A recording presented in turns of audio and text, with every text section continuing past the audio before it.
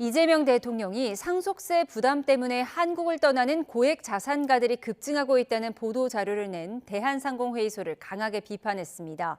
국민의 판단을 흐리려는 고의적 가짜뉴스는 엄중하게 책임을 물어야 한다고도 했는데 대한상인은 혼란을 초래했다며 사과했습니다. 강진원 기자입니다.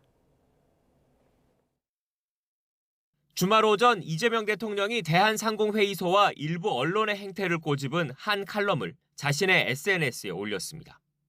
상속세 부담에 한국의 자산가 유출이 세계 4위라는 지난 3일 대한상의 보도자료와 이를 옮겨 쓴 기사를 비판한 내용입니다. 영국의 이민 컨설팅 업체가 내놓은 신빙성이 의심되는 통계를 대표적 경제단체가 버젓이 쓰고 언론이 그대로 보도했다는 취지의 지적이 담겼습니다.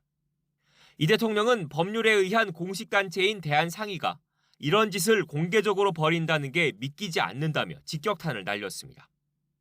사익도모와 정부 정책 공격을 위해 가짜뉴스를 생산, 유포하는 건 지탄받아야 마땅하다며 엄중히 책임을 물어야 한다고 했습니다.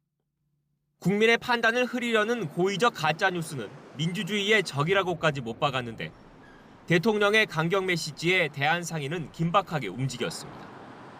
휴일에 긴급회의를 소집해 대책을 논의했고 이 대통령의 글이 SNS에 올라온 지 불과 3시간여 만에 공식 사과문을 뿌렸습니다. 외부 통계를 충분한 검증 없이 인용해 불필요한 혼란을 초래했다며 고개를 숙였습니다.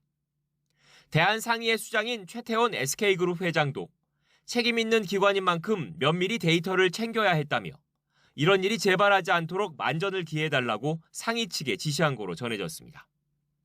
이 대통령이 정부 주요 정책이나 현안과 관련해 정확한 정보가 국민에게 전달돼야 한다고 강조한 건 이번이 처음은 아닙니다.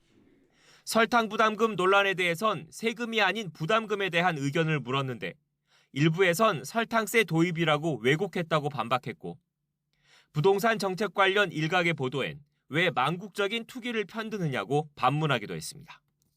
연장 안 된다. 이거는 이미 끝나기로 돼 있다라고 얘기했더니 마치 새롭게 무슨 부동산 양도세를 중과하는 것처럼 정책에 대한 공격도 있습니다. 이 대통령이 직접 나서 가짜뉴스에 잇따라 경고장을 날린 배경엔 왜곡된 정보가 퍼지면 세금과 부동산 등 민감한 이슈 관련 정책의 추진 동력이 떨어질 수 있다는 우려도 있는 것으로 보입니다.